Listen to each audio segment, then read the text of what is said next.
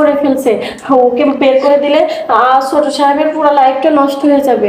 আমি চাই না আমার জন্য ছোট সাহেবের লাইফটা নষ্ট হোক। বড় সাহেব, আমি আপনার কাছে হাত জোর করে বলছি, ছোট সাহেবকে আপনি মাফ করে দেন। উনি আর ভাই, এমন তুমি ভুল আমাকে মাফ কখনো করে দাও। করবে না। দেখ অমানুষ, দেখ মানুষ কাকে বলে। ও একজন কাজের বুয়া হলেও ওর কাছে অনেক কিছু তোর শেখার আছে, কিভাবে একজন মানুষের সাথে আচরণ করতে হয়। আর নূপুর, তোর মনটা অনেক বড় রে। শোন, এতক্ষণ তোর সাথে যা যা হয়েছে, এতদিন যা যা হয়েছে, তার জন্য আমি লজ্জিত রে। তুই ক্ষমা করে দিস। ওর পক্ষ থেকে আমি তোর কাছে ক্ষমা চাচ্ছি। তুমি আমার বোন, আমি আর এই ভুল তোমার সাথে কখনোই করব না।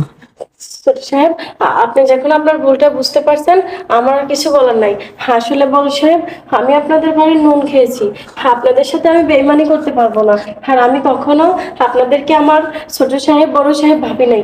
আমি ভেবে এসেছি আমার বড় ভাই আর আমার ছোট ভাই একটা বড় ভুল করে ফেলছে।